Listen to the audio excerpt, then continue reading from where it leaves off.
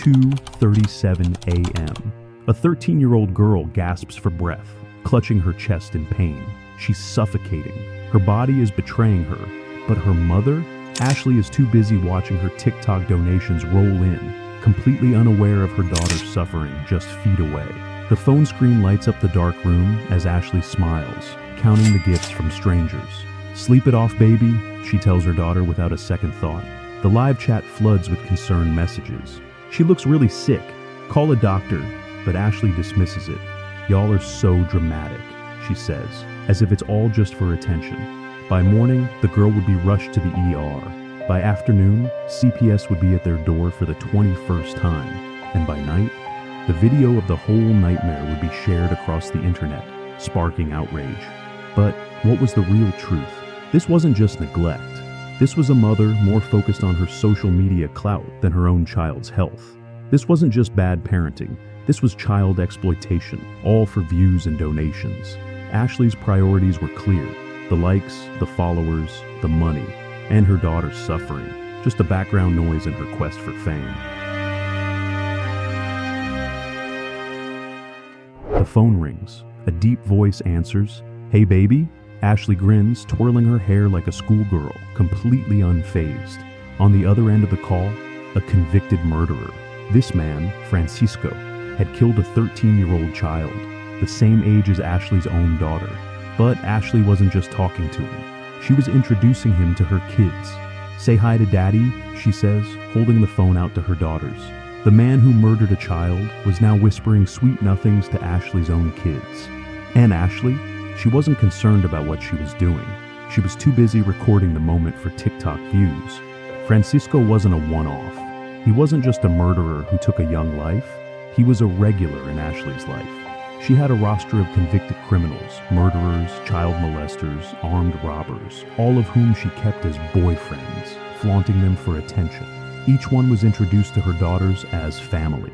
This was no accident.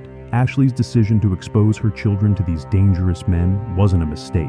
It was a calculated move to gain followers, gain attention, and, ultimately, gain money. When commenters on her live stream tried to warn her, tried to call her out for bringing a murderer into her children's lives, Ashley didn't listen. She laughed it off. "Y'all are just jealous," she'd say, blowing kisses to the camera. Her children, they were being taught that killers were nothing more than a source of social media clout. The live stream counter ticks up to 10,000 viewers. The tension in the air is palpable as Ashley grins, holding her phone up to the camera. On the other side, Santos, a 19-year-old teenager, frozen in shock. What happened next would be forever etched into the minds of everyone watching. Without warning, Ashley lifts her shirt, exposing herself to a live audience of thousands. The chat explodes with comments, some laughing, others horrified, but none more disturbed than the fact that Santos, her daughter's crush, was the one caught in this twisted spectacle. The girl, just a teenager, had admired Santos from a distance, but now her mother was humiliating her in front of the entire internet. This wasn't an accident. This wasn't some funny moment for the TikTok crowd. This was cold, calculated manipulation. Ashley did it again, and again. With every donation that poured in, Ashley flaunted her power over Santos and her daughter's emotions, teasing them both for the amusement of her audience. As her daughter sat quietly in the background, texting friends, "I wanna die," Ashley continued to milk the moment for everything it was worth. She laughed at her daughter's heartbreak, mocking the very real pain the young girl felt, just for a few more likes, just for a few more dollars. When Child Protective Services questioned her about the incident, Ashley dismissed it. "It was just a joke," she claimed, laughing it off like it was no big deal. But the internet didn't forget. The clip spread like wildfire, exposing Ashley's cruelty and her twisted priorities. While her daughter's dignity crumbled, Ashley built her fame on the backs of her children's pain. Ashley had no problem flaunting her wealth. She was always quick to show off her designer bags, her expensive shoes, the lavish things she purchased with the money her followers gave her. But when it came to her children, things were different. The welfare check she received wasn't used to buy her kids food, clothes, or the necessities of life. Instead, she spent it on something far less important: $700. That's how much Ashley dropped on junk food: hot Cheetos, candy, soda, an entire cart filled with processed garbage. And her kids? They ate ramen. No fruits, no vegetables, no real meals. Just whatever they could scrape together from their meager supply of instant noodles. Meanwhile, Ashley was treating herself to a luxury lifestyle, posting her shopping hauls for the camera while her children went hungry. It didn't seem to bother her. She was more concerned about the next viral video, the next TikTok live stream. It was all for the views. It was all for the money. Her kids, just background noise in her desperate attempt to keep her online fame alive. The receipts from the grocery store didn't lie. In a single shopping trip, she spent enough on junk food to feed her children for an entire month. But that wasn't the most disturbing part. The most disturbing part was how Ashley continued to lie about it. She claimed she was just buying snacks, like it was no big deal. But for her daughters, it was the reality of living in a home where their needs came second to Ashley's need for attention and social media status. Ashley knew how to keep her followers hooked, but sometimes the truth wasn't enough to keep the views coming. So she had to get creative. One of her most disturbing tactics, faking pregnancies. It all started when Ashley posted a video claiming she was pregnant again. But there was something off about it. The announcement was made in typical Ashley fashion, loud, dramatic, and full of over-the-top excitement. Her followers flooded the comments with congratulations, and the donations started rolling in. But the truth was far darker than anyone realized. Ashley wasn't pregnant. She wasn't even trying to get pregnant. Instead, she was faking it for the attention, for the clout, and for the money. To make it all more believable, she posted photos of fake ultrasound scans and edited pregnancy tests. It was all part of the act. Her followers, eager to support her, sent money, gifts, and encouragement, unaware that they were being scammed by the very person they trusted. But it didn't stop there. Ashley went even further. She created a whole backstory for the baby, telling her followers how excited her daughters were to have a new sibling. The whole thing was a lie, but Ashley didn't care. The only thing that mattered was how much attention she could get, and her followers ate it up, buying into her narrative, even as her real children suffered in the background. What Ashley didn't realize was that the internet doesn't forget.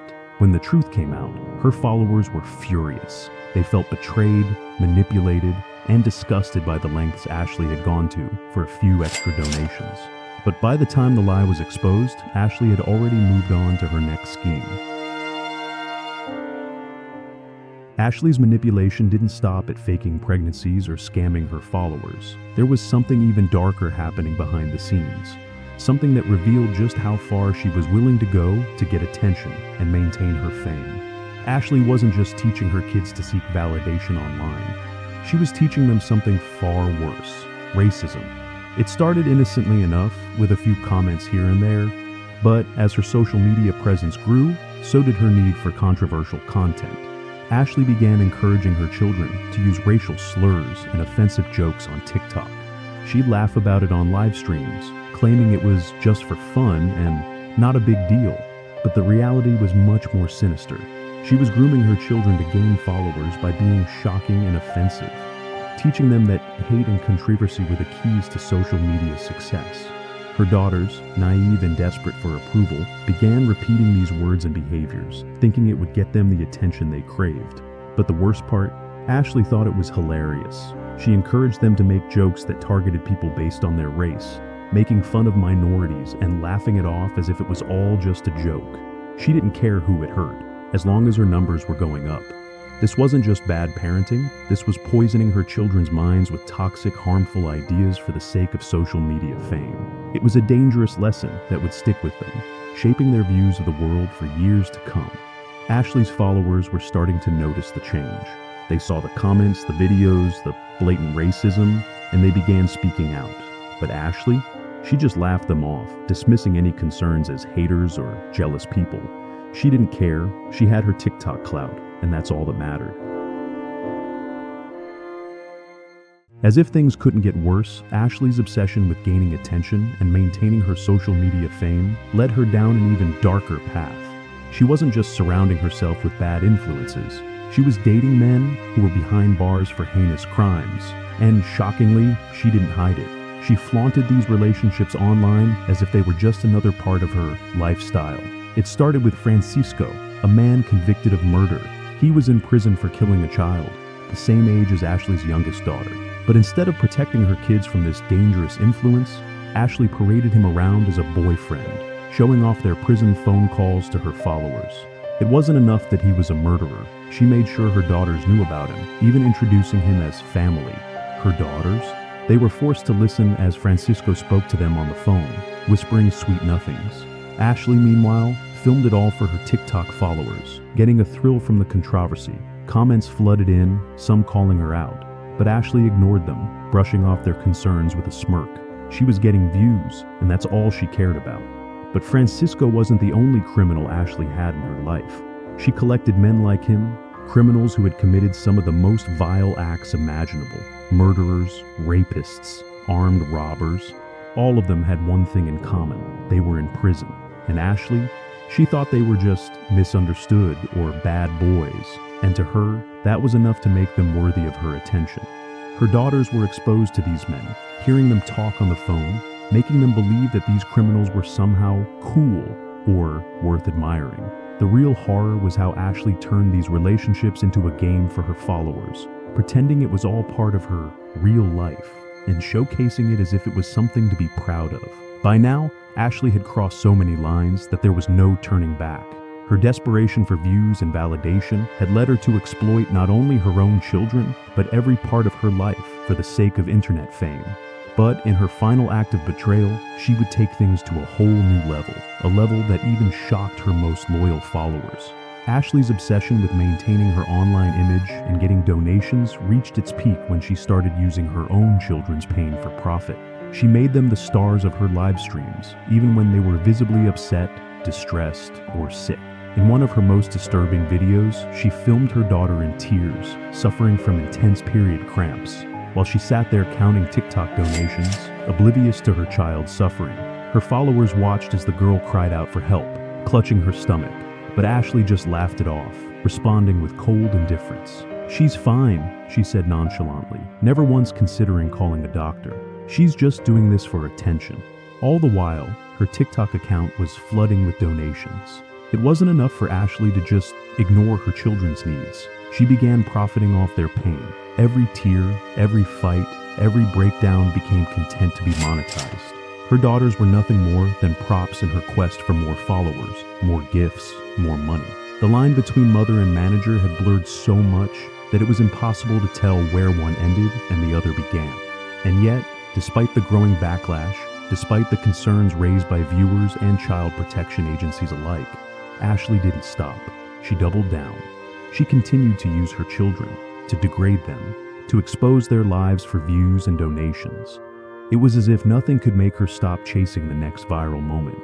It wasn't until the final video went viral, where Ashley filmed herself laughing as her daughter sobbed in the background, that the world finally woke up to the true extent of her abuse. The video reached millions, and the internet exploded in outrage. People demanded justice for the two innocent girls who had been trapped in a world of neglect and exploitation. By then, it was too late. The damage had been done. The truth about Ashley Trevino had been exposed for all to see. And the worst part? It had taken a viral video and public outrage to finally bring the truth to light. By the time the world had learned of Ashley Trevino's shocking abuse, it was clear that her social media fame had come at an unimaginable cost. But the question on everyone's mind remained: how did it get this far? The viral video, where Ashley's daughter was visibly suffering while her mother laughed and ignored her, had set the stage for a reckoning. It was the moment that everyone had been waiting for, the tipping point where the internet demanded answers. But by the time the public outcry reached its peak, Ashley had already made her children's trauma a source of entertainment. Ashley Trevino lost custody of her daughters. It was a moment that should have come sooner, but it was at least a small consolation for those who had followed the case, witnessed the suffering, and demanded justice. Her daughters, finally free from the toxic environment Ashley had created, were placed in a safe home, away from cameras, away from online pressures, and away from the mother who had used them as pawns. Ashley had become the perfect example of how far someone would go for likes, followers, and brand deals. She used her children as props in her digital performance, exploiting their suffering for monetary gain. If you want to watch more true crime documentaries like this, make sure to subscribe to the channel for more real-life cases that need to be uncovered.